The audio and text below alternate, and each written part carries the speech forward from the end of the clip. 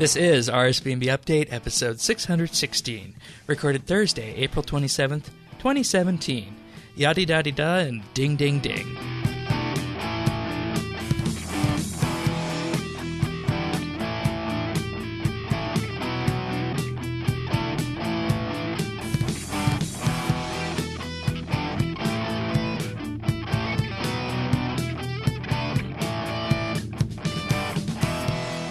Hello everybody and welcome to RSBANDB Update. Sirion and myself are here this week for one last time with Sirion as co-host for the quarter.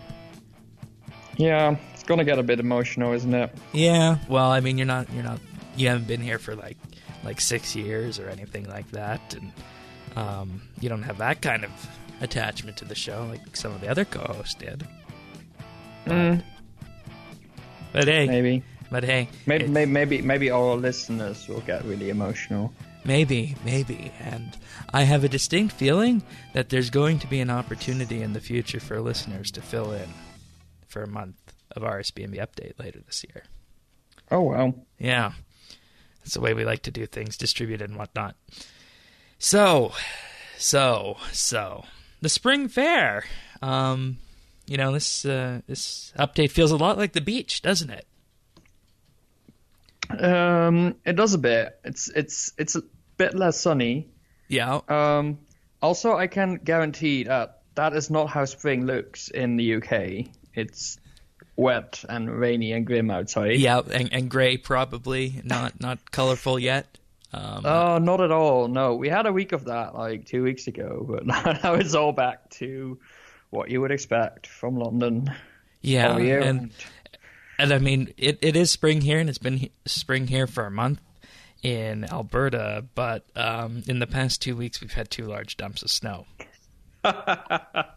Wow.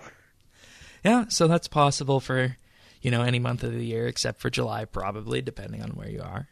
That just comes with the territory. But, I mean, it certainly is spring calendar-wise, and Jagex is promoting spring with the Spring Fayre. So, basically, this will look like it's kind of set up like the beach, but it's not the beach. And you get a certain number of tokens to spend per day at the fair, and you can use them to take part in the various activities. One of the first ones that you can do is a fortune teller. You don't really get anything from this except a chance to collect all 17 fortunes, and it does cost you tokens to do this, and you get no XP for this one, so use your tokens wisely. Hook a duck, which is for hunter experience. Didn't we have hook a duck in the beach, I think? Yeah, I think some of the activities are pretty much copied from the beach, which makes sense because it's easier to make, of course. Yeah. And then we got the Helter Skelter slide, which I believe gives constitution experience. Mm-hmm. The Bucking Baroo. I don't recall what XP that is. I'm thinking maybe agility, if I remember correctly. I don't remember exactly what it was when I it might be strength, actually. No, that was the hammer thing where you hammer the thing and hit the bell. Let me look this up then. Yeah, because we have an agility lab there. Right, the agility funhouse. True, very true. The Bucking Baroo gives you defense XP. That makes sense, actually. Pickaxe wanging, they say, not instead of wrangling. That's an interesting term. Toss the pickaxe at the runette rocks and see how accurate you are. So obviously, this is for mining. Okay. It's kind of like those situations where you would throw an axe and try and get it to stick inside a log. That was fun. The fortune teller. Basically, do this skill related to the fortune, and you get a chunk of XP for that. Test of strength. So you hit the bell, and you basically got to, your character does an animation. It swings a hammer, and a little thing goes up and hits the bell, and yadda dadada, and ding, ding, ding, and away we go. Agility Funhouse, as you said, is basically a compressed agility course that you get some agility XP from. Easter Egg Shy, which is for ranged experience. You choose a weapon, either ball, cabbage, or chinchompa, in an effort to try and hit the Easter eggs, and then you get some ranged XP from it.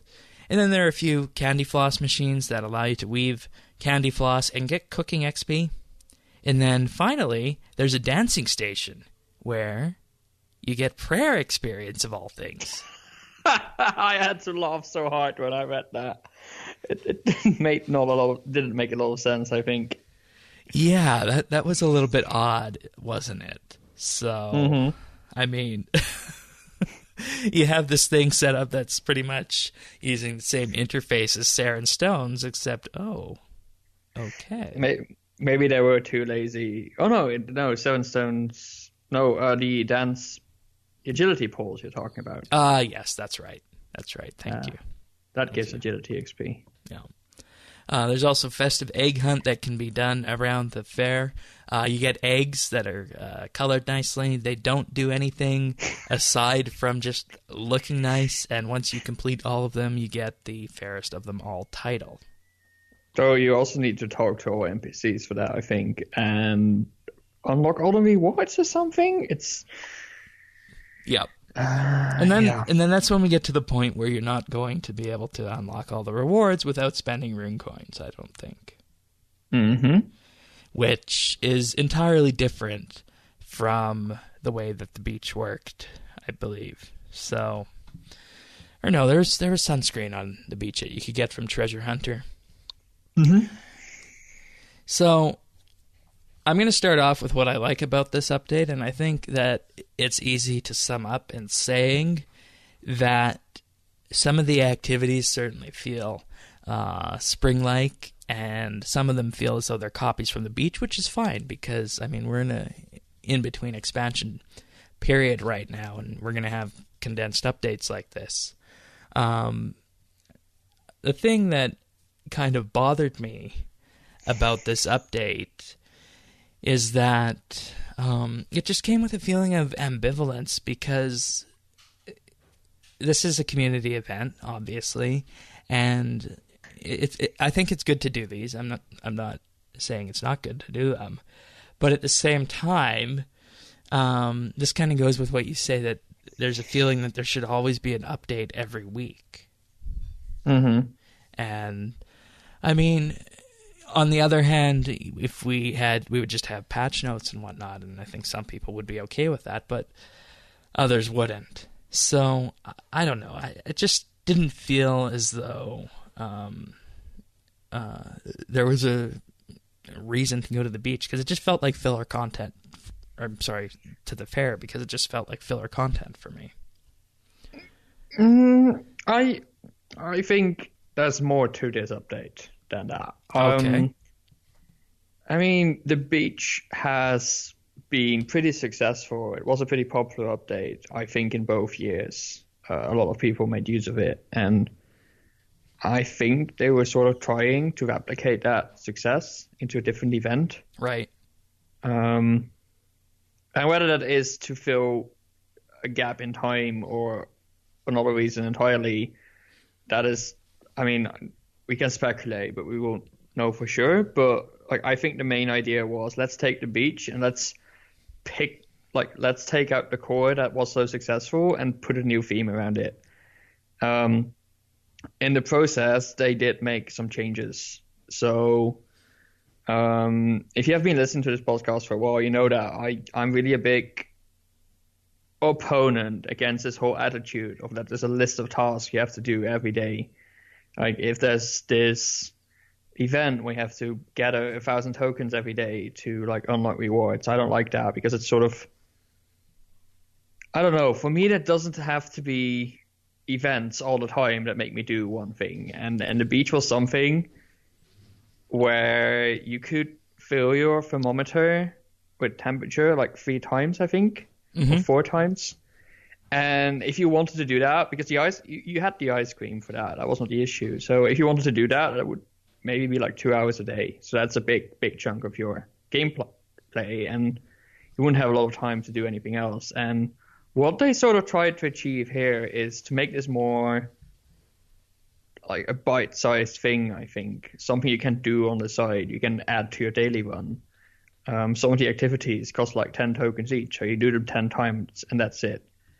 And I don't mind that too much. Like I'm gonna be honest, none of these activities really give me experience that I want. So I've been using the Claudia machine. Yep, same.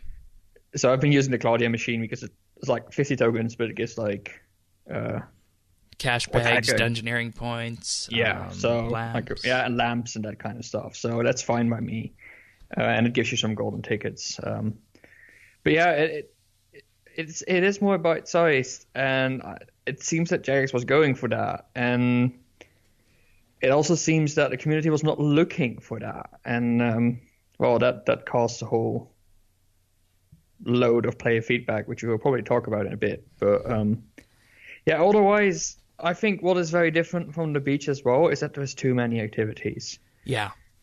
Like in the beach, there were a lot still, but there were like maybe 5 or so, which means there's always a few players around. While here, the combination of the fact that people spend a lot less time in the Spring Fayre than on the beach, plus that they're way more spread out because there's like 10, 12 activities, means it's not really a community event. You almost, like when I was there, I've maybe seen 2 or 3 other people around the place. That's right. It. So I don't know. It does look like they experimented with the balance, and I appreciate that they do that, because I definitely think it's not the right thing to stick with one thing that works and just go with it all the time, because I definitely think there can be improvements and that there are different players who want different things. But there seem to be some issues with the balancing here. Yeah, because I mean, if it was balanced properly, there would be people here using it more often than they are using it currently, I think. Yeah. I mean, I think it's hard to do this bite-sized content that people spend only a couple of minutes a day doing, and then have also players there, which means you have to focus them in certain time slots. And then you get things like sinkholes that happens once an hour, which is also not what people want. So it's a hard trade-off. I don't know. The point is, the whole theme of the Spring Fayre is like a bit of a social thing where you expect a crowd. So thematically, it feels a bit like a ghost fair in a way, that there's almost nobody there. It would have been a lot more fun if there were a lot more people around, with the opportunity for community events. And like the bite-sized content is something they could do as well, but then they probably should have also changed the formula of the number of activities and maybe even the entire theme around it and that kind of stuff. Yeah, and you know, one thing that they do have for this, that these are entirely JMod activated, but they're calling them happy hours. You get more XP and certain activities cost no tokens at happy hour. And we had those for the beach as well, right? Yeah, and basically these are on set worlds, and they happen every week, not on the weekends. They only happen once on the weekend. So, you know, that also is a limiting factor, is that when this update was first posted, the amount of happy hours that they had really weren't enough. So they had to add more here to them. Currently Monday through Friday on the English worlds, 81, 82, 83, 84, 85, and 88, happy hours happen between 1 a.m. and 2 a.m. game time, 9 a.m. and 10 a.m. game time, 2 p.m. and 3 p.m. game time, and 9 p.m. and 10 p.m. game time. And on Monday, May 1st, which is a bank holiday, happy hour happens on the English weekend time slot, which is 7 p.m. to 8 p.m. game time. So there's only one happy hour on Saturday, Sunday, and Monday. Do you think the happy hours are a good way of stimulating activity around this, or is that just a symptom of the larger problem? I mean, it's a hard question. I do get the idea of happy hours, and I think people are using them. So, I mean, it's working, and I don't think there are bad ideas, but yeah, they definitely. I just don't like time gated content. Yeah, by default. And, you know, I had an idea about this, and I think it would have been a great way of going through this and, you know, spurring more community involvement is, you know, rather than just relying on JMods to start these happy hours up, what you do is you give clans in the game, based on how long they've been around and how many members they have, a certain number of happy hours that they can activate whenever they want, with a specific amount of time in between, say a minimum of 6 hours. So if a clan wanted to do, say, a weekend with, you know, entirely chocked full of happy hours, they could do that and activate that for anyone in their clan. I think that would be another good way of stimulating some activity around this, is let the community and not just the JMods activate happy hour. I mean, that's a piece of feedback or criticism even that I always have about these events, is that since I don't know, since a year or two, I think that Jagex has really been pulling these event organization responsibilities to themselves, which sort of puts the people, like all the player moderators and the volunteers who do their own stuff, at a disadvantage. Like, if a JMod wants to put an event, they just put one of these scaling obelisks there, and people will come because of the free experience. And I think that sort of put the whole event, like people's expectations for events, pushed it in the wrong direction. Yep.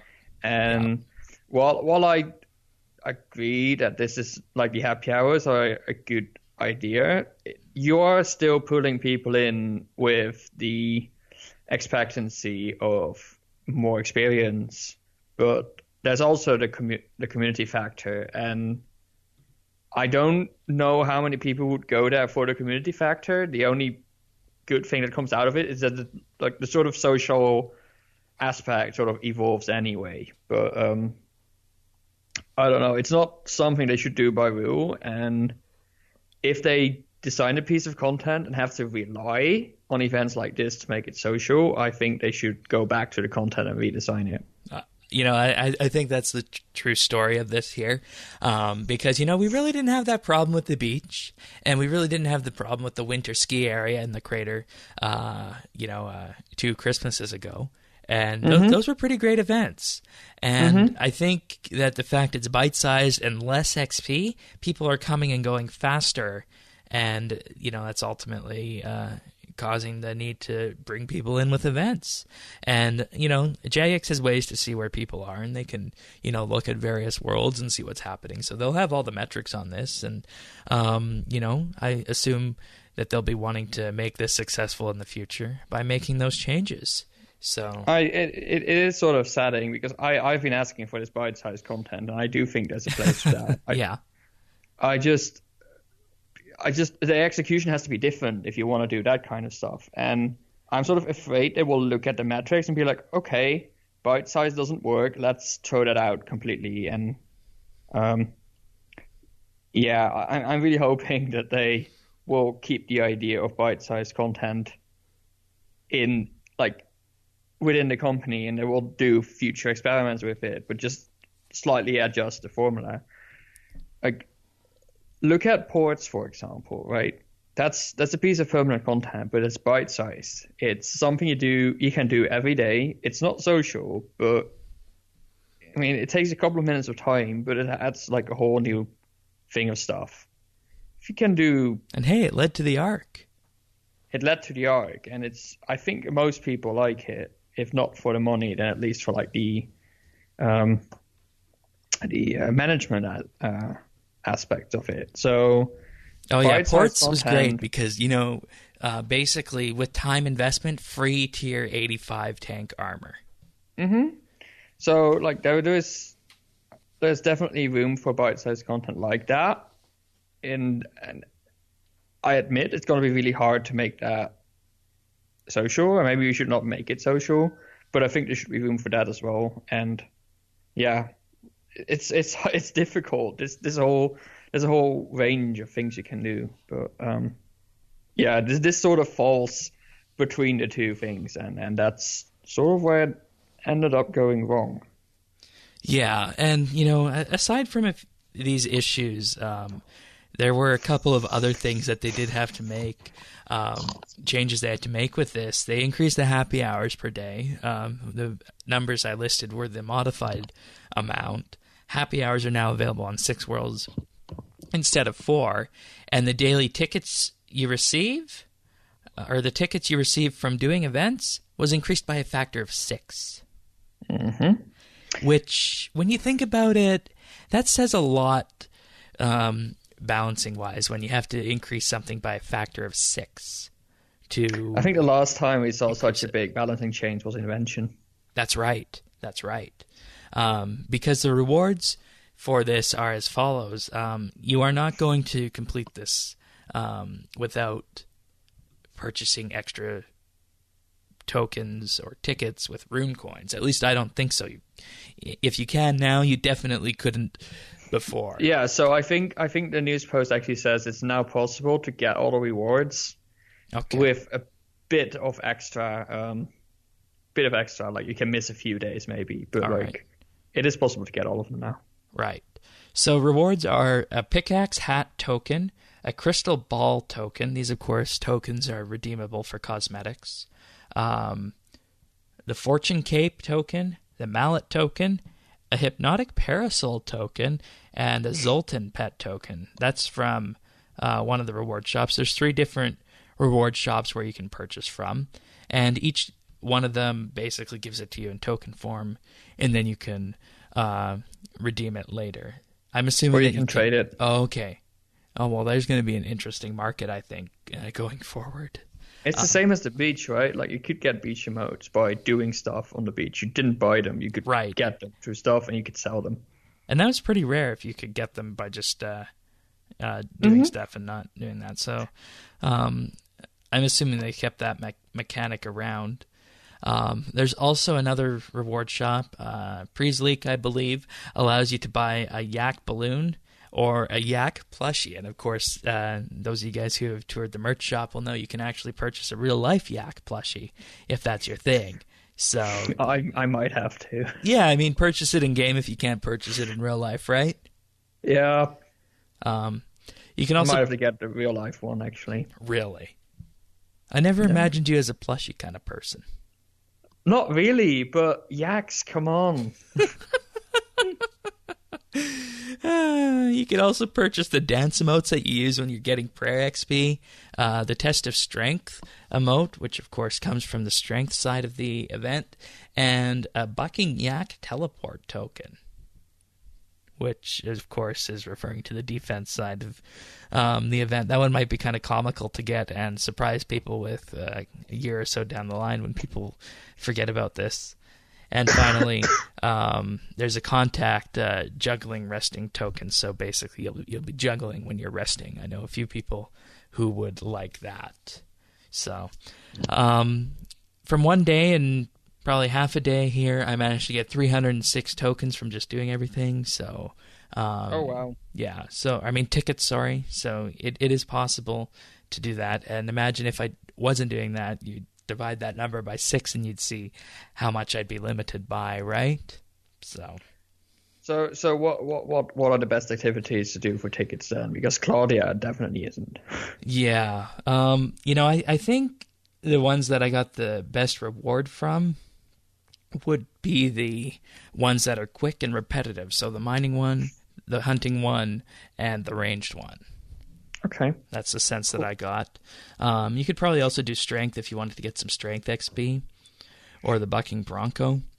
But the Claudia one, I don't know. That one's kind of tempting, isn't it, to do, because you use 50 of your tokens each day, and you get those coin boxes. And I've been doing it so far because I don't need the experience, but I sort of want the rewards. But then I'm tempted to just buy them from the GE and get on and do my own stuff. I might just check prices. They usually drop towards the end of the event. Which of these ones I mentioned would you feel that you have to get? Maybe the emotes and the bucking yak for me. I'm all over like the resting animation, so I'm definitely gonna get that. The emotes. I like emotes. The teleport, I don't really care. I don't like teleports that are big. Yeah, and some of them take longer too. I doubt it. Home teleport should all be the same. It feels like some of them take longer. Maybe it's just the way they're animated. I don't know. But yeah. And then the Yak plushie, of course. I have to get that. Though I will never wear it. You know, if anyone wants, you can send Sirion a Yak plushie in real life, and I'm sure he will be very happy. Yeah. You could just put it on your shelf next to your computer or something like that you play RS with, and say, "Oh, that's my symbol of RuneScape, and that's next to all my other little collection things," right? I don't have a lot of collection things here, actually. They're all in a box at my parents'. So. Aw, too bad. It's great. So they also changed stuff in addition to the... Or no, they didn't change the XP, sorry. But this was all in relation to community feedback, and I actually wanted to quote a bit from this news post that came from Maud Salin, I believe. That's the way to pronounce that. So they basically looked at the feedback and the amount of data coming in over the first 24 hours of the Spring Fayre, and came to the conclusion that, it wasn't well received by players. And, quote, "If we're being honest, the balancing isn't entirely at a place where we would have liked it to be. This isn't any one particular person's fault. It was an oversight before launch, and one we intend to fix. With our recent updates and events, Birth by Fire, Beach 2.0, Elite Skilling Outfits in-game, etc., we wanted to move into a situation that allows people to use their time and still get the same reward from what was being offered. We share your feelings on the Spring Fayre in this respect. It missed the mark. Additionally, we intended to fall back on happy hours to ensure that players felt like they could be getting the most out of the fair. As these have to be manually activated by JMods, we had to consider that when planning the schedule, which has left it in times that aren't ideal for everyone, including some fully packed worlds that block people from accessing them."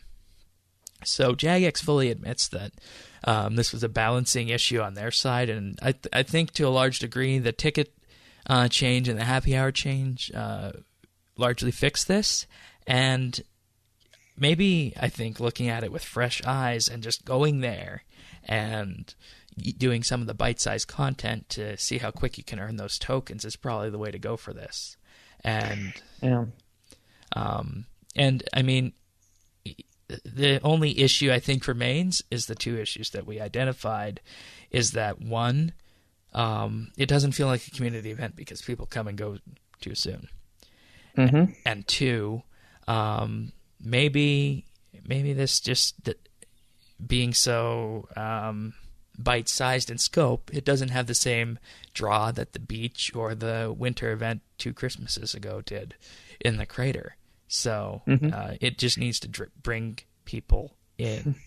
And if it can do that, this might be a new template for one of these events. But I think at the same time, with all the events we've been discussing recently, we don't want to do have events that are ultimately looking the same, right?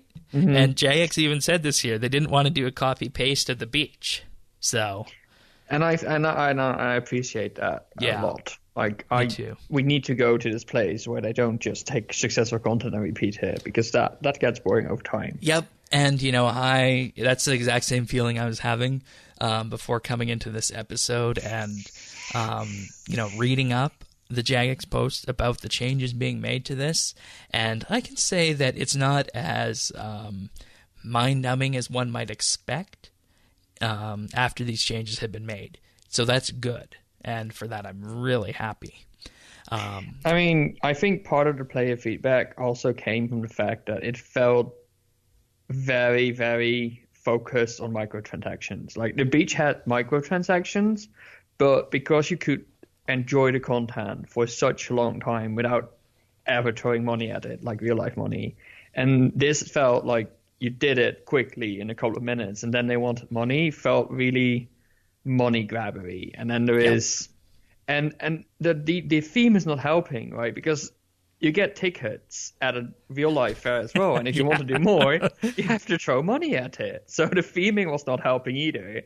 And then you have these So you have this Chin Chomper outfit you can get. You get like a card with, I don't know, 25 tiles or so. You can unlock one of them per day, and then if you're lucky, you get a part of the outfit, and if you're not, well, bad luck.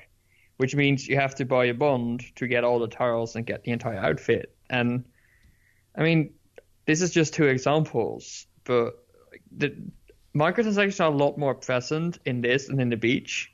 And because the ticket mechanic is so much more explicit than the temperature in the beach, it's way more obvious that you're using a limited supply of things and you can get more by using real life money. And I think that sort of sent off the wrong message, especially with Jared's now saying this is totally not what we wanted. We wanted everybody to be able to get all the content without paying money for it. So it gave up the entire wrong message. And yeah, I mean, it's good that Jared's apologized for it, but the harm might already have been done, right? Yeah. And I don't read feedback on these updates before they happen, but the news posting on this felt bite-sized enough that I felt, okay, this is going to be a copy of the beach. Do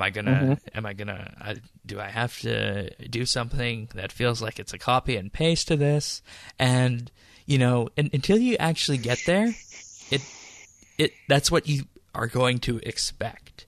And that's a bit of a problem, I think, for the selling of this update, because once you get there, that's not the case. So, it also comes down to presentation like that. But at the core of it, once you get there, I think it's a good update. What do you think?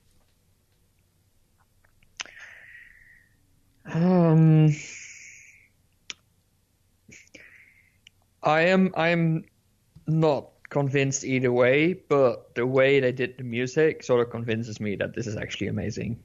So, I didn't have the music on. What does it sound like? If I'm correct, it's actually the newbie melody, but sort of fair themed. But like it has the newbie melody in there, so it's pure nostalgia. I will have to have a look at that. Yeah, it's really fun. Like you don't really recognize it at first, but then the very like typical bit comes and you're like, oh, that's what they're doing with the music. So lots of creativity going on there, and just the characters they put in, and each of the characters has his own little character. I don't know how I feel about putting a player in.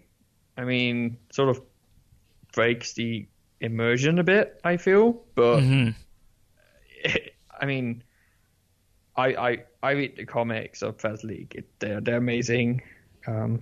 So it's deserved that they get a spot in the game. But yeah, all in all, I think they did very well, and I just got to applaud Jared for trying to do things a bit different and admit their mistakes when it doesn't. And for me, that's what turned this update around, is the fact that they were transparent with this. They fixed it quickly, and it's actually not too bad now that it's been adjusted. I remember a very recent update where we asked Jagex to be open and apologetic about, but they didn't. And here we go. We got that. Yeah, but we'll get to that when we get to the patch notes. That's right. That's right. Alrighty, well, there's the Spring Fayre. I believe, how long is this in game for? It didn't say. 4 weeks. 4 weeks, alright. That's a good amount. Also, I've heard, so. And, based on the fact that this looks like a copy and paste of the beach at the beginning, there was some debate about whether it was going to be actually replacing the beach.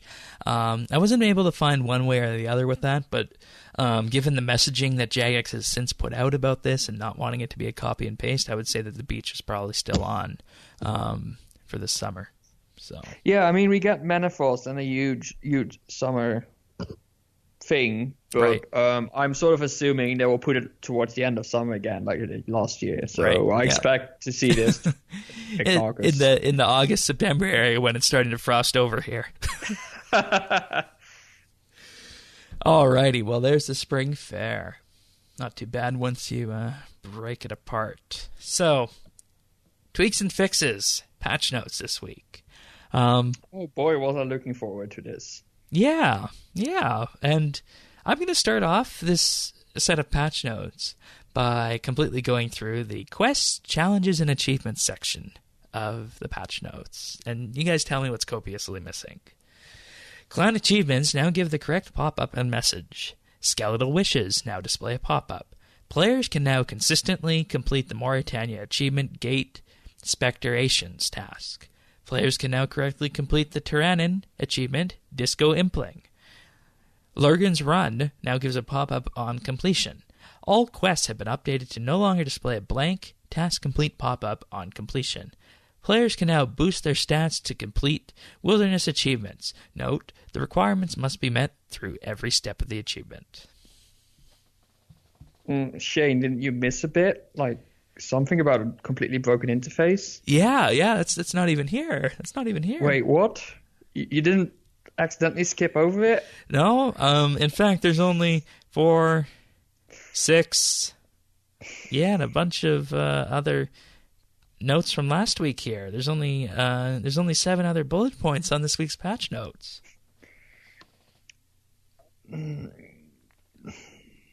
I don't know. I mean, I don't follow Jagex forums or Reddit or whatever Jagex JMods use to communicate, but I have seen no confirmation of them saying there are problems, we're going to fix it. And that makes me really, really worried. Like, we're now 1.5 weeks in, and the interface is problematic as it was at the start, and there's no sign that this will be fixed. Yeah. Which is, I mean, I guess worst case, they might bring out some fixes when they release Menaphos, which will be using the task interface, just like they did. Just like they did a bunch of fixes to the group system when Raids and Tuska came out. So we can hope, but if I have to deal with this interface for over another month, especially in a place where, because I did all the skills, that interface is sort of the center of my user experience, because that's what it's going to decide what I'm going to do next. Yeah, and, it's not just us. Other people have complained about this, and it's really bad for people on new accounts, believe me. Yeah. So I'm going to do a shout-out to the Informer article Tannis made last week that dove into the achievement system and really, I think, explained really well why it is something we needed and why, in principle, it's really good. But the usability is so horrible that this needs to be fixed. So, yeah. I was disappointed the second week in a row. Perhaps it's time to start a write-in campaign. Perhaps, but I feel that the least we deserve is some communication about this. And this might be something that has to do with what team you're dealing with within Jagex, because for this update, they were completely transparent and were really quick at responding to feedback, explaining what was wrong. While for the achievement system last week, we heard nothing. So I feel they should work on their communication standards and sort of bring that up around the entire team. Yep, that'd be great. And I mean, there's no stickies. There's nothing in recent updates. The only sticky here is for the Spring Fayre changes. So I don't know. Perhaps it's time to lodge a complaint about this week's update on the confidential feedback thread for April 24th. Just to get that out there. And of course, if you do that, folks, be civil. Be civil. That's always the number one rule when lodging feedback, specifically regarding software. We came off quite negative last week, I think, and maybe again this week. And I don't want to bash Jagex for doing this update, because I definitely think it was needed. But if you put out updates and it is quality, I think it's important to let it be known to them that we don't want half-hearted updates and that this is not the quality we expect from them and that they can do better. And we can do that in a very constructive way by giving them suggestions on what to work on first. Yeah. And I think that's what we're trying to achieve with this podcast as well. And I hope that this community will do that. For example, if you Google RuneScape achievement system fixes, the first result is a forum thread from the official forums. And there's no JMod reply on it. And then there's another thread that's also there. It does have a reply.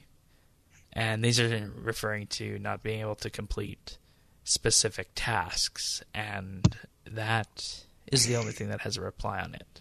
So I mean, those things were fixed, and those are more important, arguably, than usability fixes. Yeah, of course. But like, communicate with your player base. Let them know that you take these things seriously, because right now it feels that this update has been dropped. It's out there now. Yeah, we're in the know about this actually, because Tanis's Informer article in last week's podcast are results number 4 and 5 on Google for this.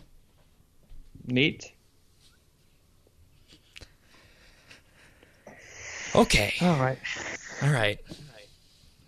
I had no idea we were setting opinion like that, but... Anyways, also for achievements this week, fixes, patch notes. Adamant Dragons and Rune Dragons now have the luck system applied to them. Yeah, that feels a bit like an oversight, doesn't it? Yeah, it does, eh? Oh, that's pretty funny. Alrighty. Yeah. Well, that's all we got for the patch notes this week. Ready to move on to the next huge thing that's going to happen to RuneScape? I'm not sure. Yeah, well, let's hope for the best. Menaphos launches June 5th, and to commemorate that, Jagex has announced that a double XP weekend will be happening on May 19th in order to get people into Menaphos, which has the requirements of level 85 Slayer and a bunch of level 50s. So that's just to do all the content. I think the minimum requirements are as low as just finishing the desert quests. All right. Stolen Hearts and Diamond in the Rough, and of course be a member. So you can get into Menaphos pretty much by just doing 2 novice quests, but you won't be able to do all the content. And they even have set up a specific microsite for Menaphos, showing off some of the graphics and what we can expect to see there. We have a trailer on the website, a sign up for email updates so you can sign up and get notified when things happen on here. We also have some lore, story, and requirements, Pharaoh character update, and the media gallery. Let's see what story and requirements says. Like, this website is absolutely huge, and I think the fact that they are showcasing certain aspects of Menaphos by creating a website like this kind of shows the new expansion methodology for Jagex. And I mean, this is the kind of thing you would expect from actual paid expansions, not a game, right? That's right. So, I mean, that's what we're going to head towards, and that's the size they want to reach. Knowing the update schedule of Jagex, I'm not entirely sure how I feel about them announcing a release date, because now it's going to come out whether it's ready or not, and I'm not sure how well it has worked in the past. But yeah, let's hope for the best. And they seem to be taking this serious, and the production quality up to this, like, so far, it looks really high. Yeah, because if it flops or if there's major issues with it, that's going to definitely paint them in a bad way. So it can't. It honestly can't. For a company that has corporately rebranded recently, that is a huge no-no. Yeah. Like, basically, if that happens, the shithole is going to actually turn into a shithole. Very well said. Very well said. And, there's so much hype building for this with 120 Slayer coming and, everything associated with it that, I am going to go out on a limb here, and I'm going to say that it's going to be implemented properly. and that's going to go over well. And on June 5th, we're all going to be happy campers. Yeah, sure. Let's be optimistic. And talk about being optimistic. I hope there's still the chance that they say, 120 Slayer, forget about it. We're not doing it. Oh, I think that ship has set sail a long time ago.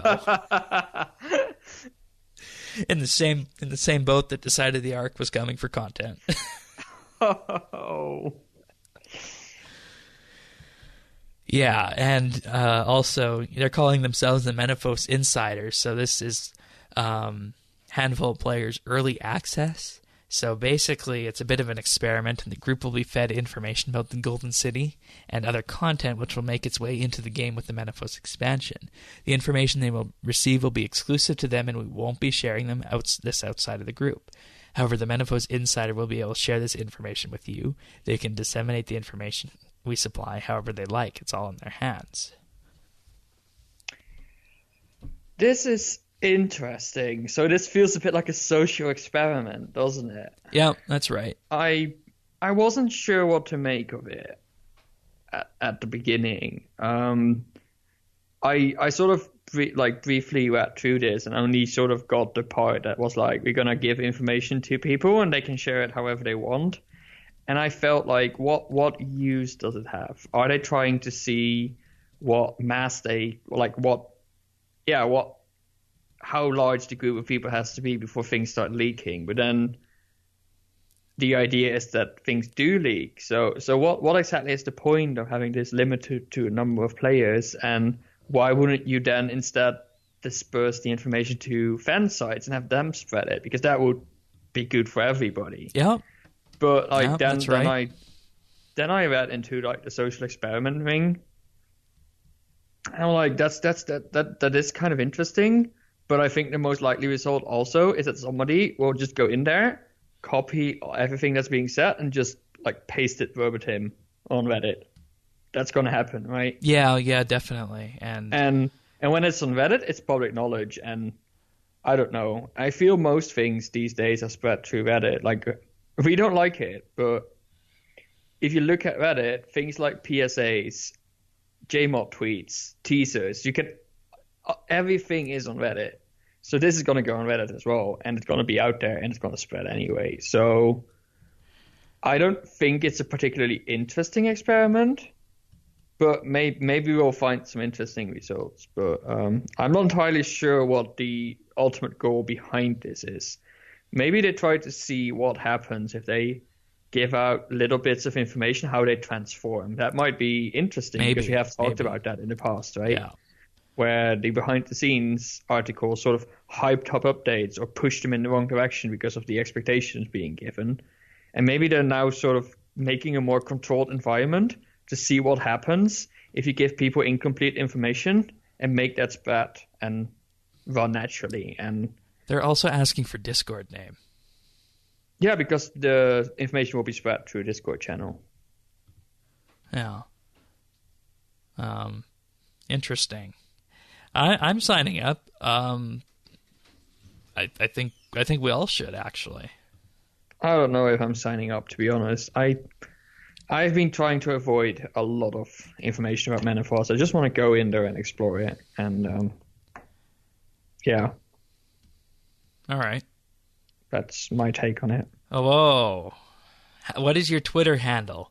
How many followers do you have on this profile? Well, there you go. It's a social experiment, all right. Yep. Yeah. That's also information they don't. I don't particularly fancy sharing anyway. So yeah, that's right. What is your Reddit username? What is your Instagram username? How many Instagram followers do you have? Do you have a Tumblr? How many Tumblr who has followers? Tumblr these days? People who create and consume pornographic material. I mean, that's what Tumblr is all for these days. I mean, I don't have personal experience with that, but that's what happens. Believe me.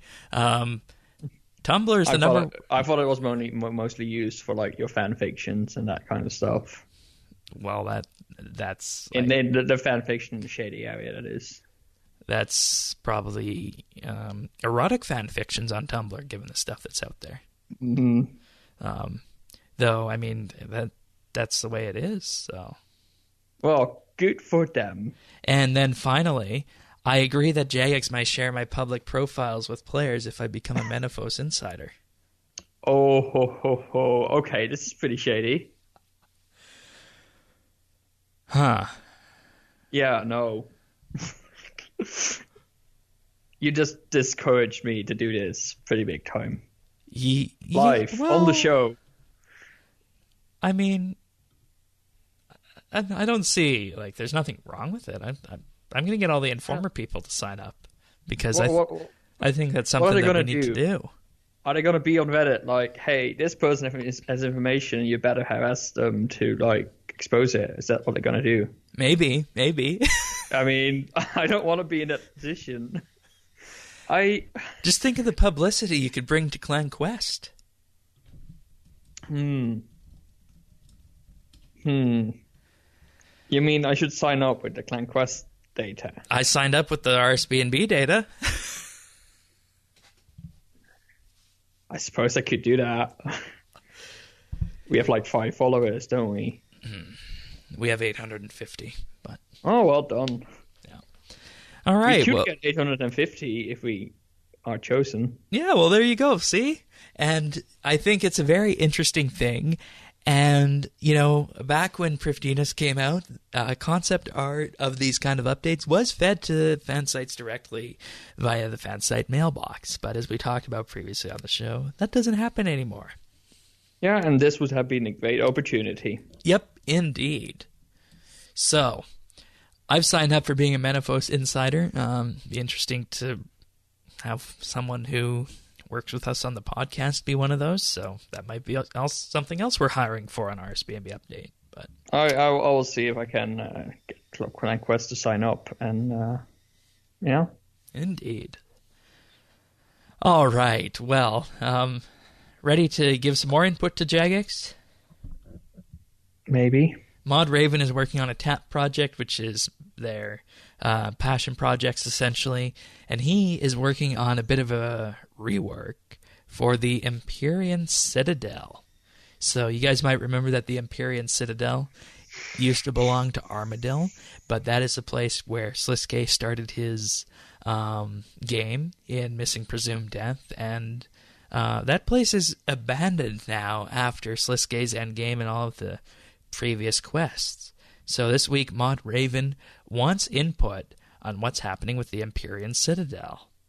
And now, of course, because this is a passion project of Mod Raven, it's not guaranteed to make it into game at any point, if at all. It's just something he's working on the side. But the idea behind this is to do something with the Empyrean Citadel following the end results of Sliske's endgame.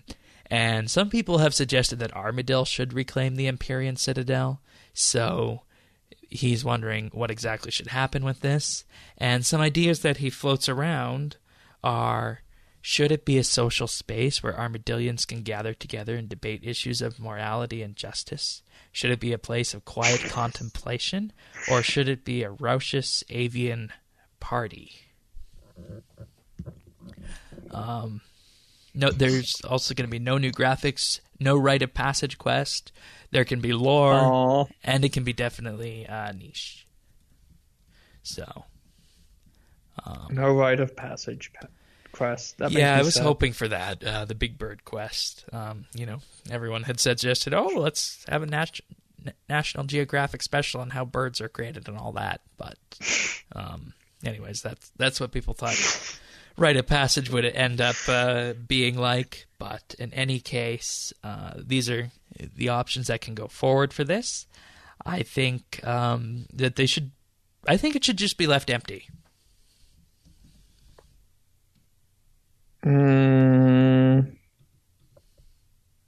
I don't know. It feels like a waste to just leave it empty. It's probably going to end up something. But what I don't know. Citadels are a bit weird. But what would be nice is if it slowly is taken over by nature. That could be cool, and that could in the future then spawn possible new content or scaling locations in the future. I think that would be interesting. All right. I don't know. I think leaving it blank is probably the best way. Quiet contemplation, because I think we all know after that quest that there's certain things that have happened there, and Sliske is not dead. Can we turn that into a POH? Oh, that'd be an interesting idea. Be a very, very interesting idea. Very, very interesting.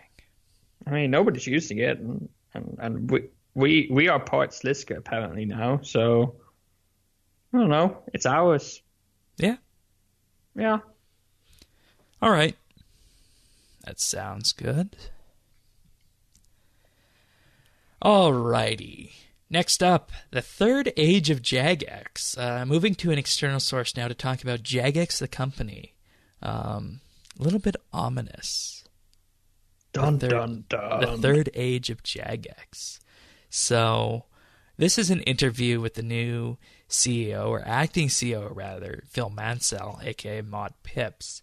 And he goes through the various stages that Jagex existed in. Of course, the first stage being run by Andrew and Paul Gower, who, of course, got the game off the ground. And then the second age being the venture capitalists coming in and investing in the company and efforts to find their next major game. And that's when we had projects like Transformers Universe and Mechscape that ultimately didn't get very far. And then the third age, which they say we're in now, is a focus on RuneScape, and they want to do it really well, and that's what their parent company wants from them. They also want to create new games with the RuneScape intellectual property, and maybe expand into other franchises if they get a great idea. I mean, this is sort of what we have been seeing and what seems to be happening, and it sort of verifies or suspicions that the RuneScape IP is going to be what they're going to be focused on in the next few years. So, yeah, and I don't think we there's predicted something that very... on the show here with that. So, so the article is not very shocking. It's just a pretty deep dive into the history of RuneScape and the ideas behind, or Jagex rather, and how they're looking at their future right now. And well. And it looks great. Yeah, I mean, RuneScape is the thing they did well in the past, and they're good at it. So I think they made the right choice, and I've been supportive of it so far. I mean, I think Chronicle is a great product. Let's not talk about Idle Adventures. And I mean, the Alexa thing is a bit niche maybe, but if that's the kind of stuff we're going to get in the future, I mean, I'm all for it. And yeah. Yeah, and this really goes into some of the discussions and thoughts that went on when they got acquired by the Chinese company. And, people they addressed the question, you just got purchased by a Chinese company. Are you guys okay? And Mod Pips here says, it was actually a really great thing, because they got much the same vision and outlook for what they want Jagex to be. So it was a good fit, according to Mod Pips here. And basically, this company the company that acquired them wanted a firm in the West who could expand their influence out, which is what Jagex is doing. And Jagex wanted to expand into that Chinese market as well. So it was very, very beneficial to both parties here. And Jagex gets to remain full creative control of what's happening with RuneScape here, and they get to focus on what works, which is what I think is the most important thing at this stage. So I think this is going to be a pivot in Jagex history, this acquisition, and I think it has led to lots of positive things. So yeah. Yeah, I totally agree with that. And, I think as much as we don't want to talk about it, and some people like to ignore this fact, is that, they're focusing on old school as a separate product. Well, they're saying that this is something we have done great, so let's treat it as a separate product. And that in itself is ultimately a success for the RuneScape property, I think. And that is something that everybody should be happy about. Mm-hmm. And that might sound like a defense of old school, but at the end of the day, if there's no one playing Jagex games, then there's no money coming in, and Jagex is in question as a company. So it definitely is a positive thing all around. But if you guys want to give a read to this full article, you can find it online. It's at Game Industry Biz, but the full link will be in the show notes at update.rsbnb.com.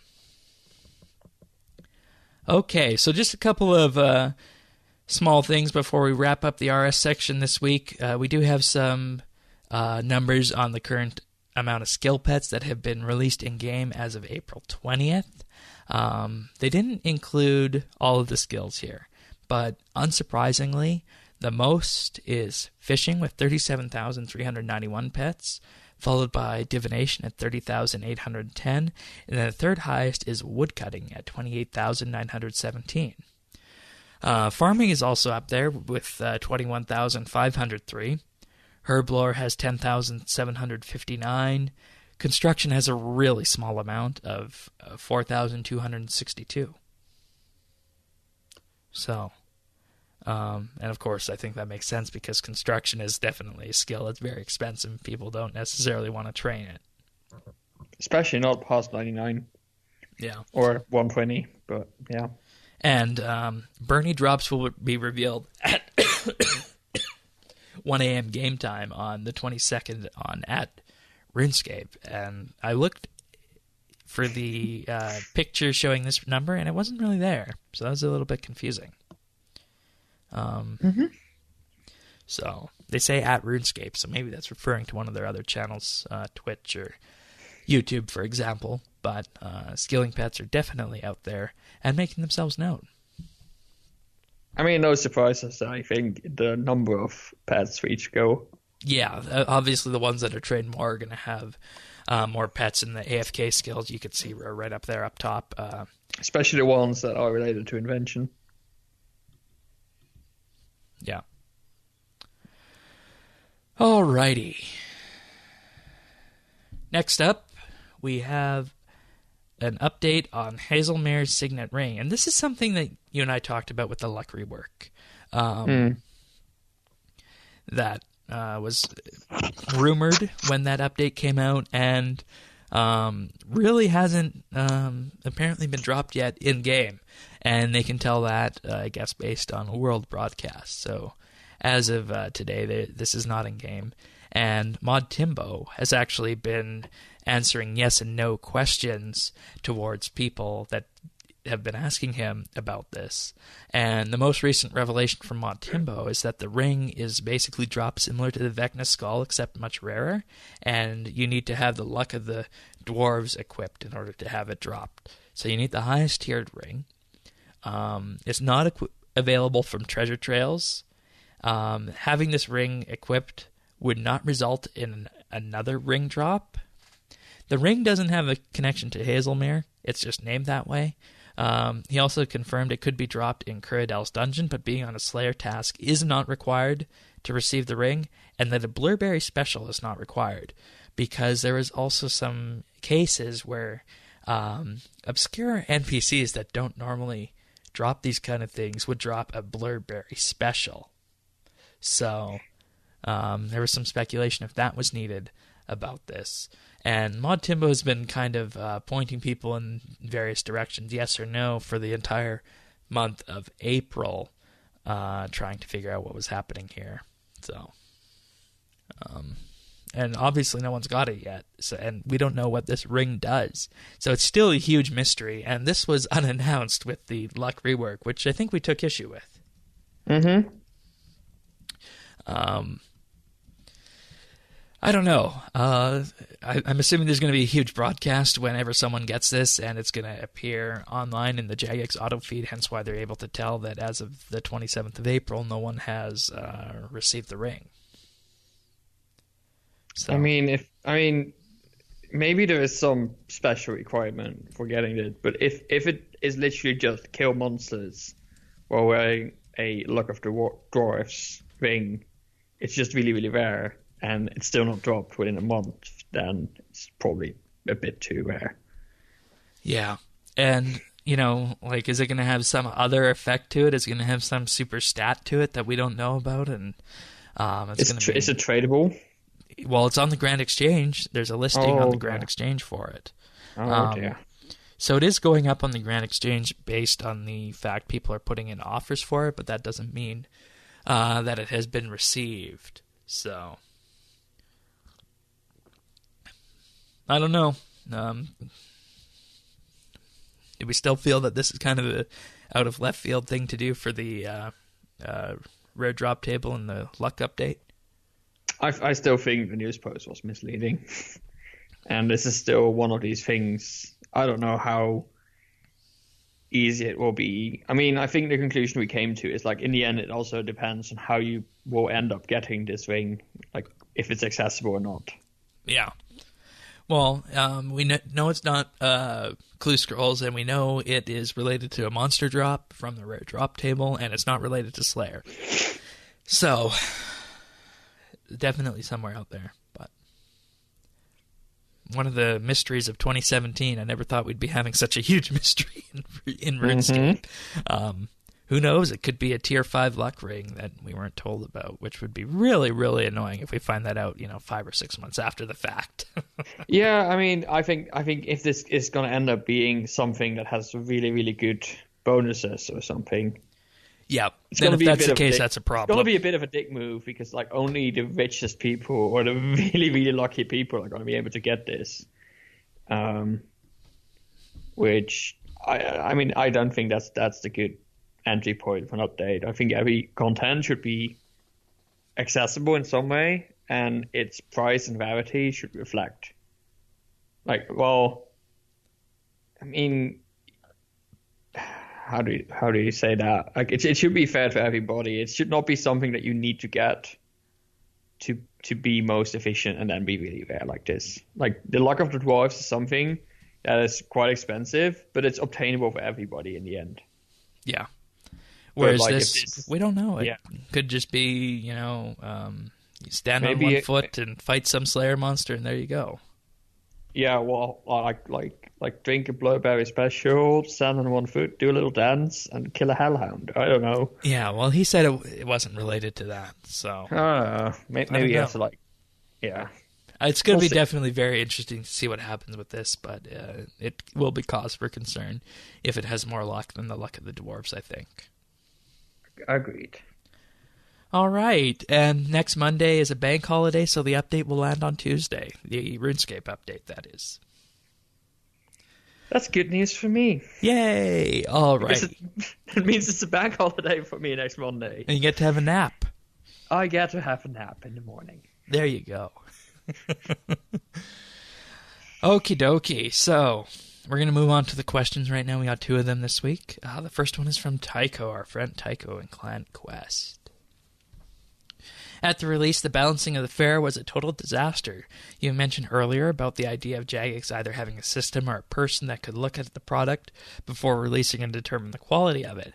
So 1, my questions are, what positive sides, and 2, what negative sides could you see by implementing this into the current release system? And 3rd, do you think that the RS expansions will give them the opportunity to implement it?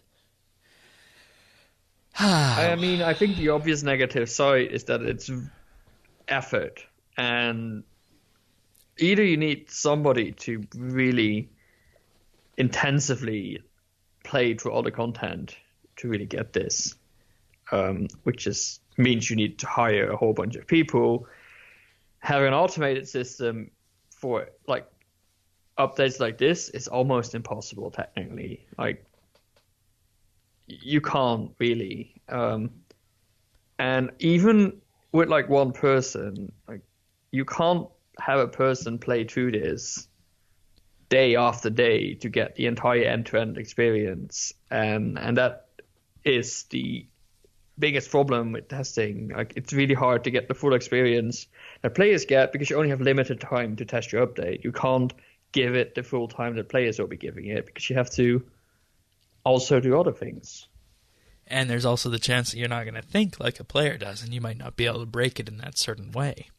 Yeah, but like if you are, I mean, QA testers often are sort of come in fresh, but you have to consider that if you are testing your own content, you know exactly how things work on the hood. And that was the issue with the achievement system, most likely, is that people who were using the interface knew exactly what clicking where does what. But somebody coming in fresh has no idea what the interface does and has to try it out. Like, it has to figure out by trial and error, which is a whole new experience. And that is something you have to test, which works for things like interfaces, but doesn't work for something like balancing very well.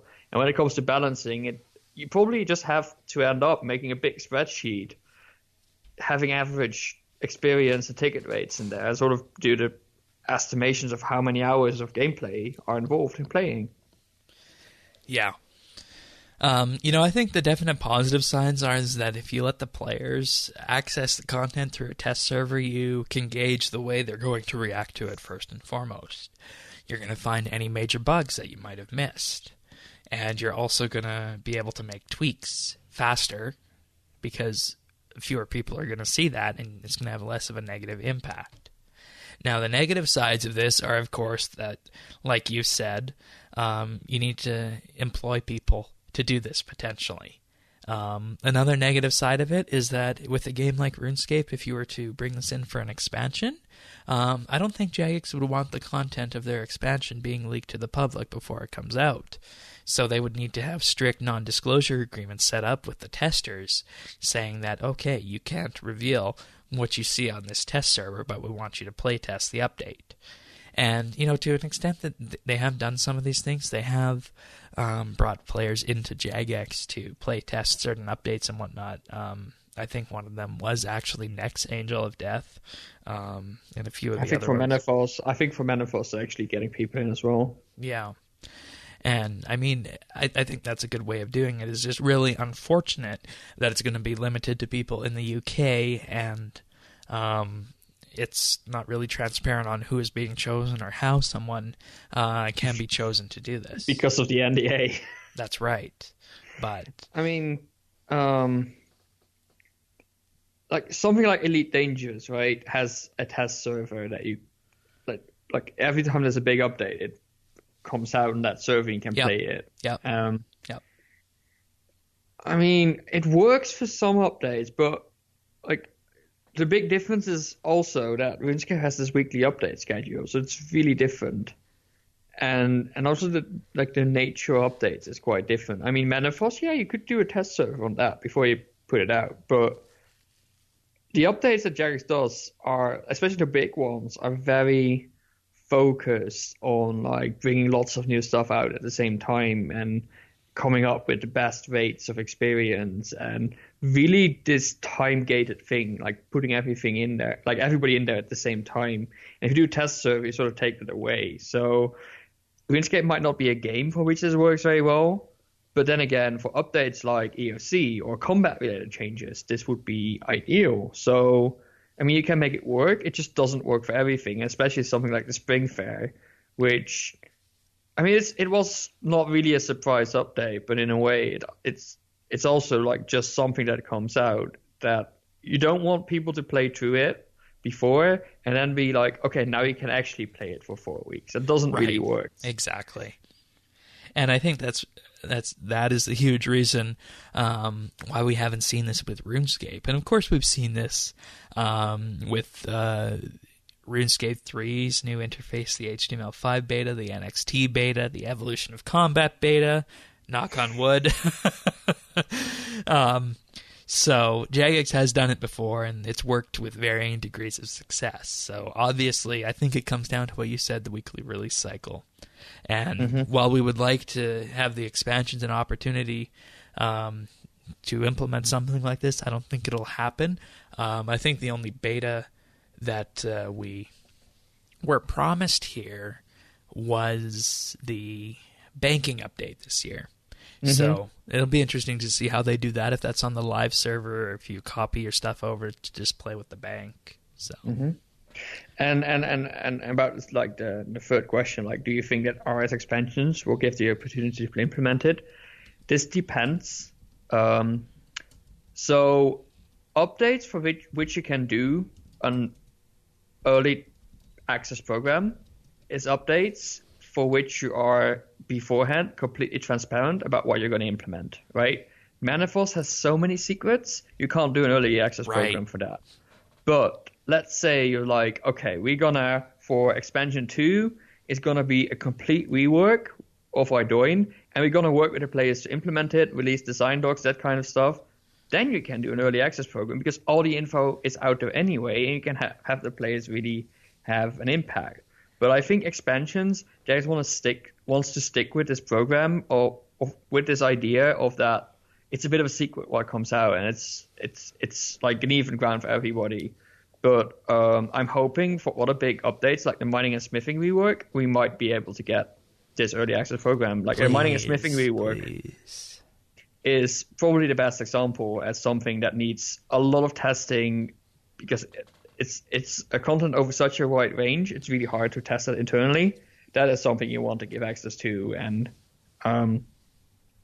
Jagex doesn't lose anything by giving people early access to mining and smithing rework because the design documents are out there already. So you don't have any secrets to really hold back.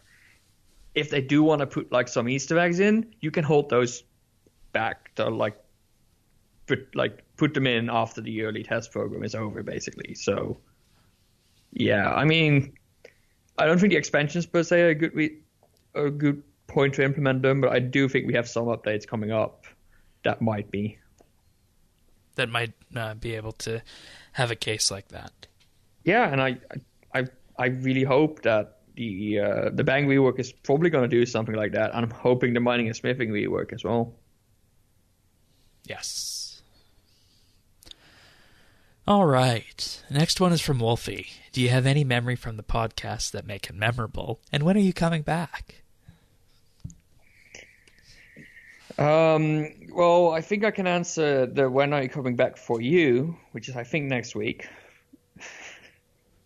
You're going to be what next week? Oh, you are going to be next week. Oh yes, when I'm coming back next week. Yes, most definitely. When I'm coming back, I don't know. That's actually up to Shane probably. Yeah, whenever we need you and whenever you're not tired. And the reason we don't do full year co-host anymore is because people burn out from doing this show, except for me. Yeah. So, but yeah, whenever Sirian wants, he is welcome to come back. Do I have any memories from the podcast that make it memorable? That's a tough question.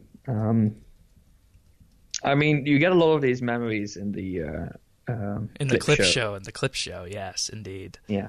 I think. I mean, the first time is always a bit memorable. I was super nervous, so there's that. Really? Yeah, I was really nervous the first time. Earth was still on the show then, I think. All right. And then there was the first RuneFest episode we did. It was like 3 hours. Yes, I remember that. Yeah, that was good fun. But that was a really enjoyable episode to record though. So yeah, it's hard. You get these things that just build up over time, and most of them make it into the clip show. What you don't really notice in the episodes is we always have like a bit of fun before and after the show as well, and that sort of completes the experience where you just have a bit of fun. But yeah, I don't know. Do you have any memorable moments? I think it would be the constant. I think it should be the constant running meme of the Note 7. Yeah, it was a pretty big thing last year, and yeah. And we did bring that up for a story this year as well with the refurbishment. Yeah.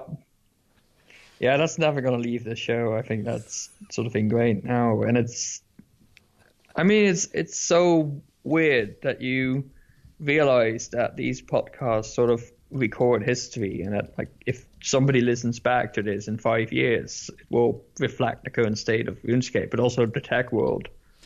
And also the real world in some cases, too, because we were on recording when Brexit was passed last year. Yeah, and I wasn't on that show, but I was on the show that was the first one that, like a lot of space achievements have happened during the show as well. Like fairly recently, the first boost that was reused after being landed, for example. Like these milestones sort of are recorded during the show, which is weird. Like realizing that you're part of history. Like we have the first show of President Obama, the last show of President Obama, and the first show of President Trump. Yeah, like those. You never really realize that, like, in maybe like a century, this will all be in history book. Like part of what happens today will be in history books, and part of that will be something you discussed during the podcast, before or after the podcast, or maybe just in real life with your friends. So I don't know, like all those facts together sort of make the whole experience a bit memorable. I mean, there are definitely moments that you think that you remember, but like. Yeah. In a way, I mean, you do it every week, so it sort of blurs in each other. You're right. You're entirely right. Unless someone says, well, this happened on this episode, or you remember a single defining event like that. That's the way it works normally. But, you know, for you, it's got to be the Note 7 stuff. Yeah, the Note 7 stuff was and that wasn't big. This quarter, but it was last year. That was last year, yeah, and again, like the RuneFest episode, that was really long. We were really tired after that, both of us. Yep. But we did it. Yeah, because those RuneFest episodes, I get up really early to watch a bit of it, then I disappear for a bit, and then we come back and do it after RuneFest has ended. So it's a very tiring day here, because not only are we recording for 2.5 or 3 hours here, we're making notes on what was said on the live stream. I am chasing down people at RuneFest with an internet connection to call in, which I think we had 4 of them last year, which was pretty good. So, yeah, we had a bunch of clan questers like gathered, I suppose. So, yeah. Alrighty. Well, thank you, Wolfie, for that one. RSBANDB Update does indeed have a place in history for that. All right. If you guys want to send your own questions in for our new co-host next week, you can visit update.rsbnb.com/ask, or you can reach us at 571-57BNB, which is 571-572-2632. You're not gonna slip. You're not gonna slip up this time. No, I'm not gonna slip up this time. And say, I mean, I can slip up if you want to, but. I don't know if that'd be a good idea. Okie dokie. You'll have to see next week. That's right. So, tech news. Amazon has announced a new product called the Echo Look, and it has a built-in camera for style selfies. So can I just make this scary in one sentence? Please. Amazon is bringing out a product that will have a camera that will capture you while you get dressed. I mean, that's not true. That's not wrong. I mean, you could put it in a place where it can't see you when you're getting dressed, right? Yeah, I suppose so, but you would put it in your bedroom, wouldn't you? So basically, this is in addition to offering the Echo, which has voice capability and listening capability now, offers you the ability to see you. It is going to be able to respond to questions like, Alexa, take a picture. Alexa, take a video. And for the second one, apparently, users will spin around to get a shot from all sides, and taking selfies while keeping their hands free. Video shot with a hands-free selfie stick can be recorded or viewed in real time. They're also debuting something called Style Check, which is a feature of the Echo Look, which uses machine learning to compare different outfit choices, awarding them with an overall style rating. Yeah, so somehow I don't trust artificial intelligence to make decisions about clothing styles.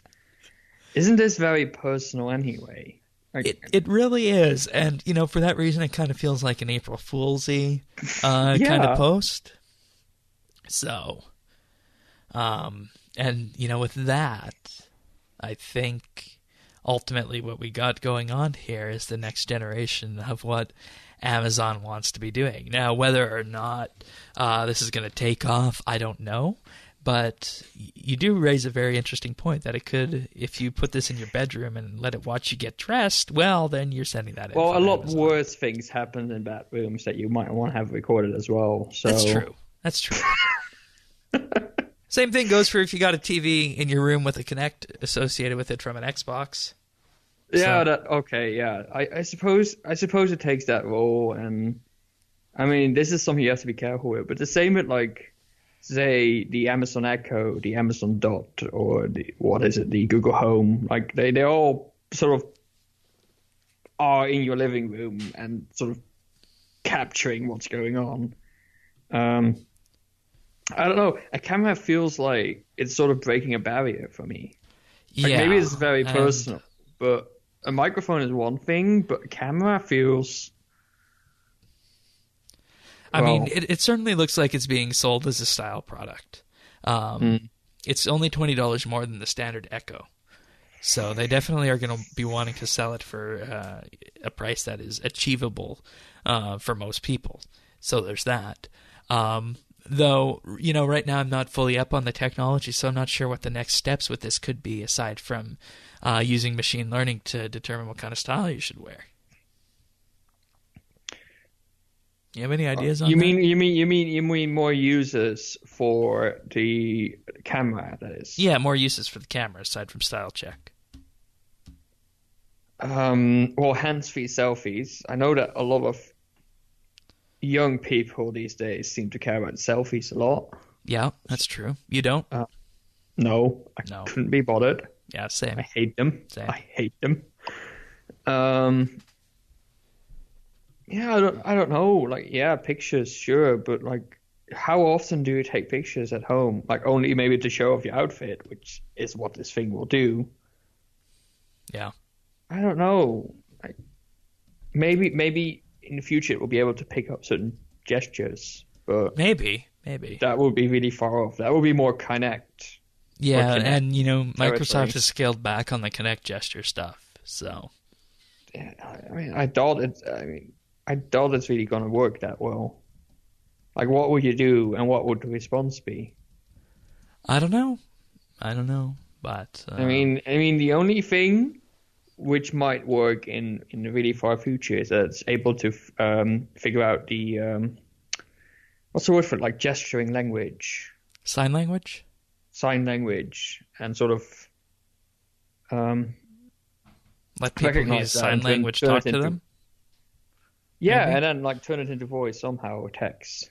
But that seems technological still a while away to do that. Yeah.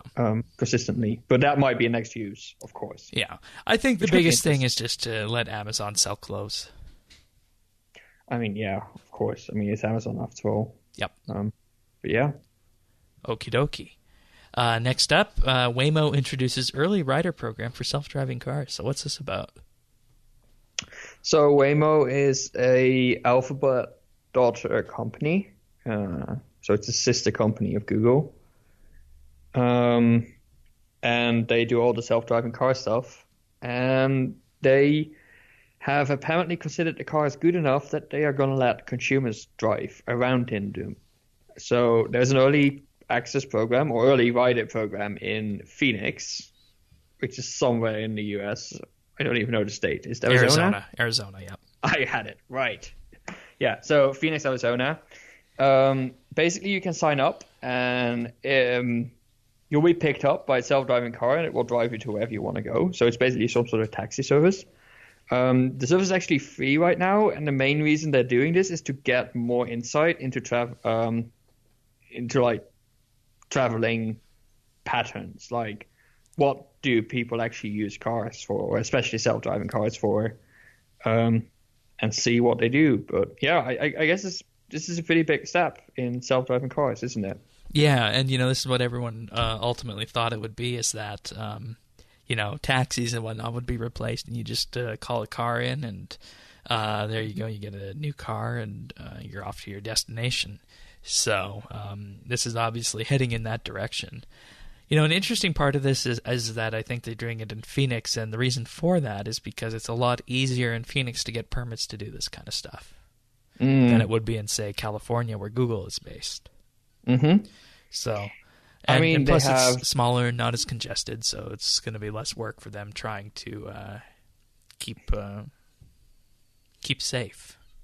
Yeah, I mean, they have, I think, millions of miles on their self-driving cars by now. I think among all the self-driving car companies out there, these might be the best trained models by now. And I didn't see this coming as something as being publicly available soon, but it makes sense that this is the next step because they have been driving around with these cars a lot and they seem to be doing the job. We have heard some problems with self-driving cars in accidents, especially the Waymo ones, but those were all minor incidents and could be fully explained as well, and the models have learned from that. And I mean, we are coming really far. I think we'll see proper self-driving cars before the end of the decade.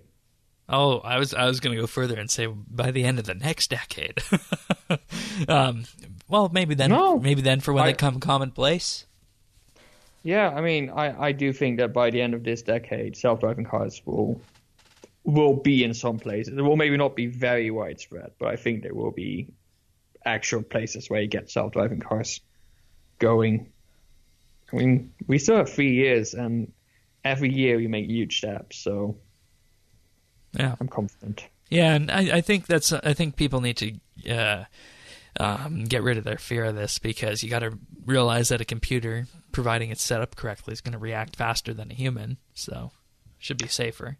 But yeah, I mean, it's going to be interesting to see how many people are going to end up having a driver license, how that's going to change over the years when self-driving cars are going to become a thing. Because I have people my age, which is like mid-20s, that are like, I am hoping that I can hold off getting a driver license and the self-driving cars will come along soon enough that I can just go to that. And in some places, transit is good enough, right? Yeah, I mean, I live in London. There's a tube stop at every street corner pretty much. So, you don't even want a car here. But say the US is really car-focused. So, I mean, self-driving cars probably have a bigger use case in places like the US that are very car-focused. So if I go on a trip to the US and I want to get somewhere, I have to rent a car. Yeah. And if you are someone coming from Europe where transit links are generally a lot better, there's less people with a driver license, for those self-driving cars would be a huge revelation. And yeah, I mean, we'll see. It's an interesting concept. I personally really like driving generally, but driving around in cities where everything is congested is not fun anyway, and I would be happy to let the car do that. Yeah, I think that makes sense, especially for the cities. All right. Well, final tech news story is something related to photography and the Google Pixel and researching how better photos can be taken with the information that smartphones provide. So this article comes from the Google research blog, and the first photo here is that it was a photo taken in San Francisco at the Marin Headlands with a DSLR camera. And of course, as you'd expect, you get a nice image of the bay and then San Francisco off in the distance here, and you can see the natural quality that you would expect from a DSLR camera. So the challenge was made: use a Google Pixel to try and create a similar quality of photograph. So basically, the sense I got from this is that with some proper processing and a tripod, you can come pretty close to DSLR photo quality with the Google Pixel smartphone. And, the Nexus 6P. Yeah, they used both. Yeah, Nexus 6P. I mean, these shots you would not believe were taken on a smartphone. Yeah, I mean, there's like a link to a Google Photos album in the bottom, and I just stared at that for like a good few minutes, just in disbelief that this is made with smartphones. And I mean, let's be honest. This comes at the cost of a lot of processing, right? There's a lot of time spent into putting a lot of frames together in Photoshop. This is not just clicking away on a camera like you would do with a DSLR, Right. DSLR. But because it still, can be done in Photoshop, that means eventually we can tweak the processing on the camera to kind of head in this direction, right? yeah, and I think that is the message of the article. It's like, so right now we need to do a lot of manual work, but as long as we keep improving this process and make computers better at understanding what's going on, we can hopefully, like, over time automate this. And who knows, like, in a couple of years, you'll be able to take these kind of pictures on your smartphone using a really smart processing app. And I mean, some of these photos are like, there's a photo here of like just the Milky Way Yeah, the on a Starfield. smartphone. Like, how can you, like, I've never even seen the Milky Way myself because, like, I mean, I come from pretty urban areas in general, but like, how can you record that on a smartphone? I would never have considered that possible. And just some of these pictures look so professional. You would not expect them to be made with like a Pixel or even a Nexus 6P, which is really impressive. And that was my first reaction with this as well. And, you know, I think one thing this underscores for most people is that when you are taking photos with your smartphone, there's a lot more going on than just taking a normal photo. There is tons and tons of processing that happens that you're not aware of. And that makes smartphone cameras so great that you're able to actually use them in the settings that you are able to now, compared to, you know, how they initially first started out a decade ago with the first iPhone. So, I mean, really great. when the Google Pixel came out last year, it was the best smartphone camera ever released. I think it might still be, and that was not just. I think the camera is roughly equal quality to, say, what is in a present day iPhone. It's just 7 the process. Plus. Yeah, it's just the processing, because Google, of course, has a lot of software capability as well and a lot of talent around that. They just combined the good hardware with really good software, and that's what makes the photo quality so good. And we're gonna see. I mean, I think we're sort of reaching this point where hardware is becoming harder and harder to get better.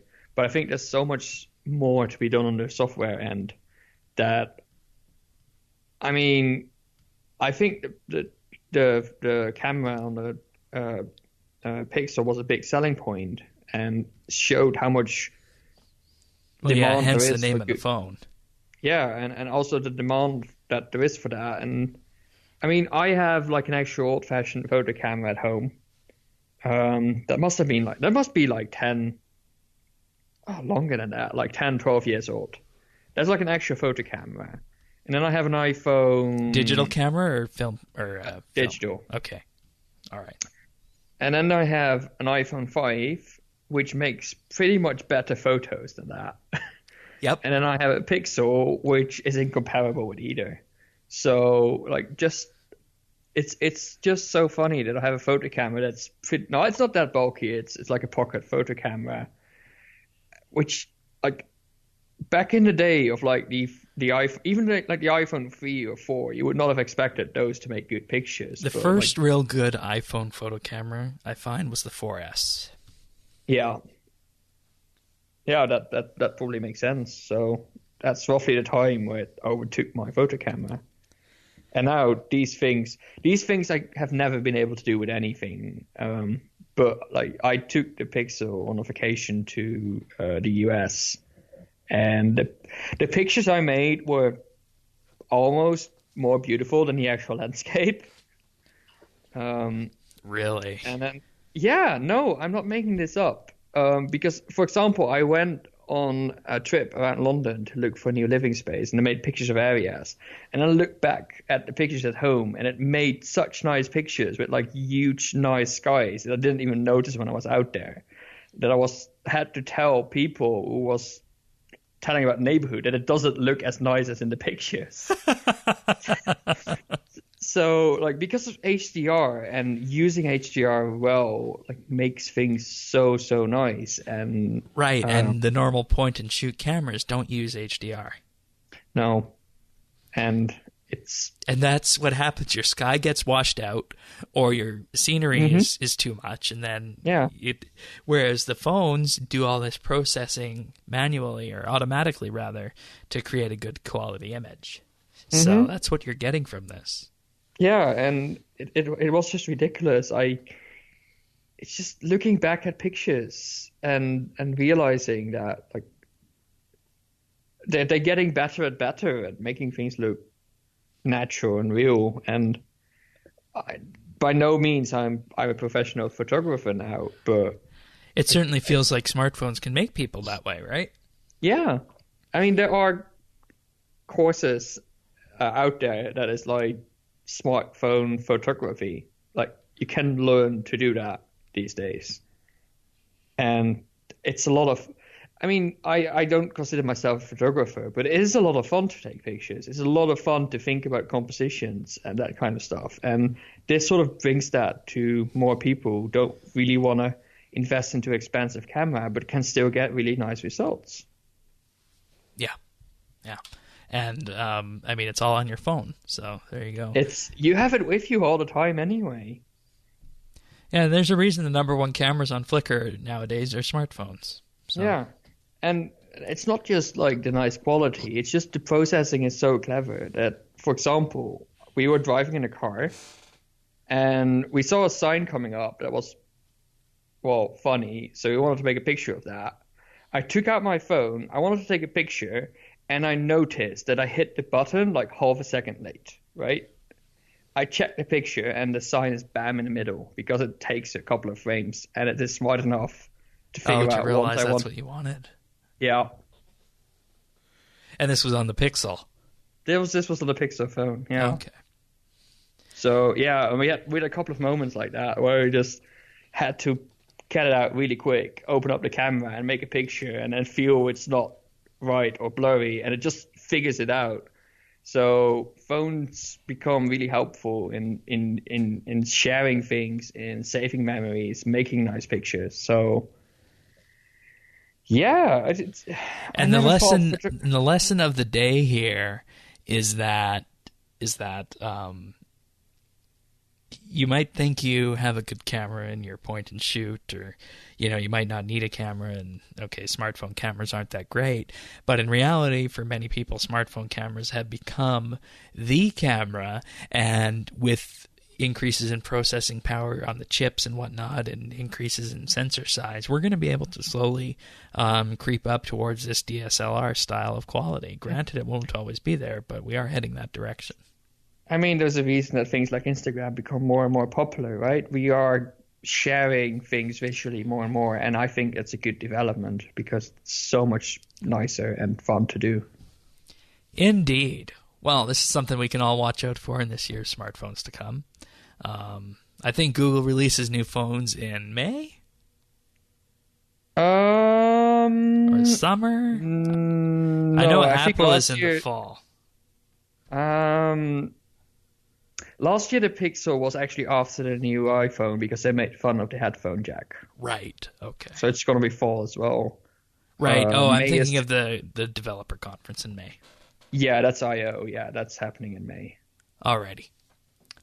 Well, everyone, that's it for tech news this week. We're going to move on to Skill of the Month and other things right now. First and foremost, we do have a fishing Skill of the Month this May.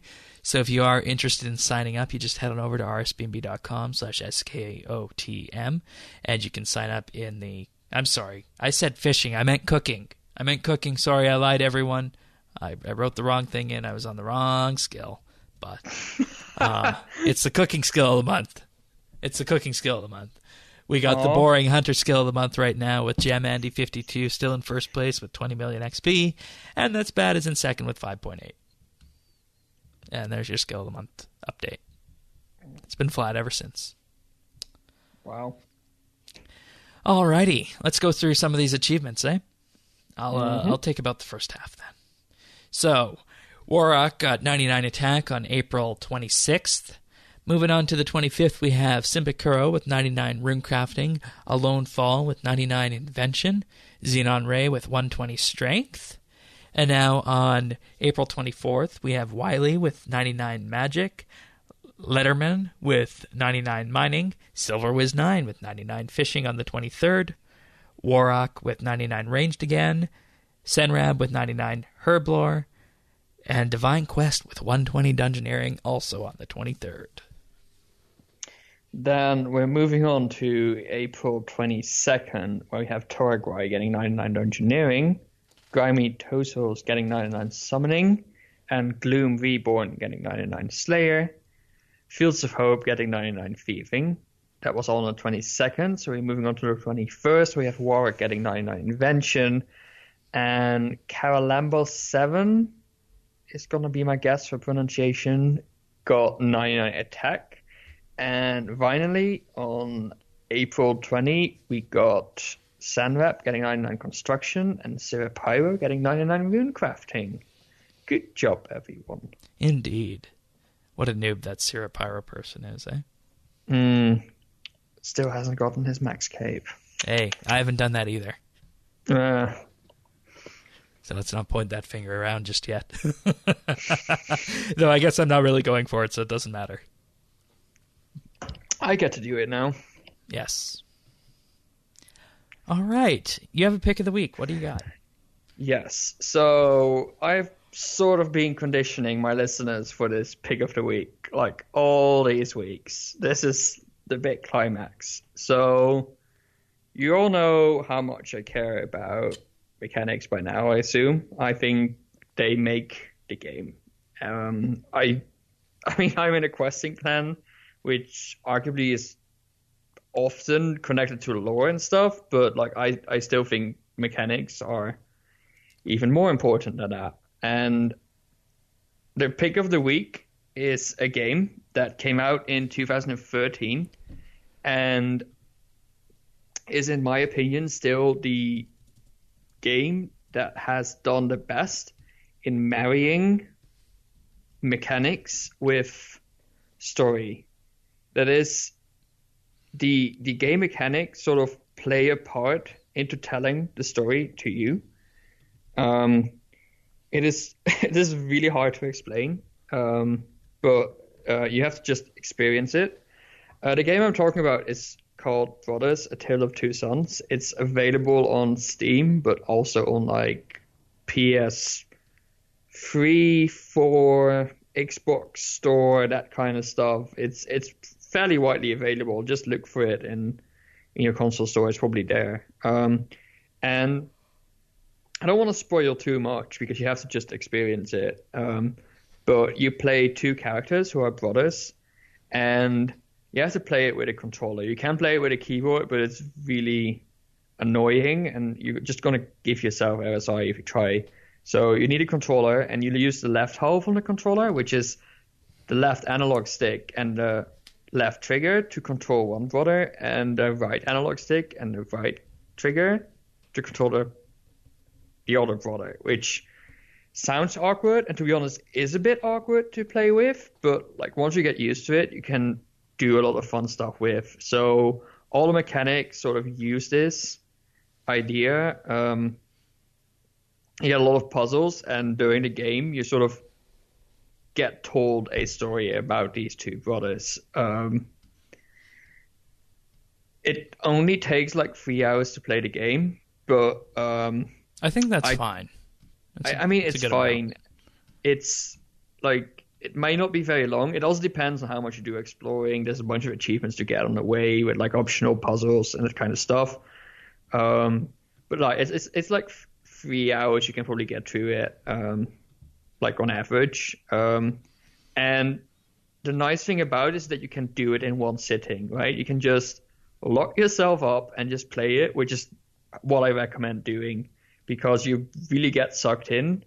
And I'm not one to get emotional quickly, but this game sort of like almost pulled the tears out of me at the end. So it is really weird how it can do that. And I think it does that through the mechanics, because they sort of make an important role of the story. Like, the story is not just looking at cutscenes and what happens. No, actually playing through the game is part of the story, which is, I mean, we have seen these narrative games, right? Like, so for example, I think it's called Dear Esther.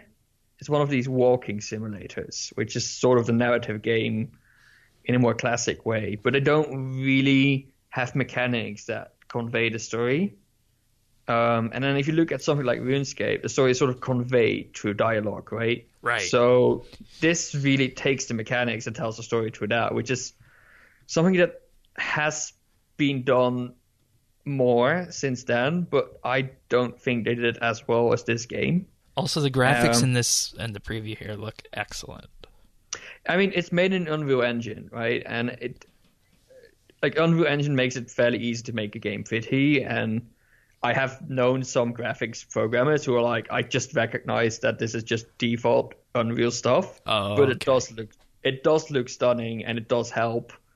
The models are fairly simple. What's also really impressive about this game is I told you how important the story is in the game, right? Yes, absolutely. There's not a single English word in this game. So it's all based on what you see and what you interact with then. Yeah, so there are conversations, which is in sort of like a garbly language, like compared to like what's the language, like Simish, like right? Or the wee people. Yeah, like it's just garbling, and you can recognize words and people like calling out names and that kind of stuff, but that's all. So it's really impressive how they can convey a story that emotionally touches you through just mechanics and that. And yeah, that's I don't want to spoil it. It's all about storytelling and interaction in much the same way that the Ashdale quest on RuneScape was a different way of telling a quest. So yeah, and I don't know if it's worth the full price. It probably is. It is pretty steep though. I think it's like $12 or something. But it goes on sale very regularly. You can get it probably for like $3 or $4 when it's on sale, and it's definitely worth just playing through. A fun fact is that I actually did part of my game research on this game. I did a game about narrative storytelling and compared the experience of this game with a version that didn't have any mechanics and interaction, which didn't have very conclusive results, but showed that the mechanics actually do help. So yeah, I hope that in my episodes here on the show, I got people excited about the mechanics and that they are willing to give this a chance, because it shows that it's more about storytelling rather than it proves that, like, when movie came out, that was a huge revolution in telling stories, right? Because all the visual stuff.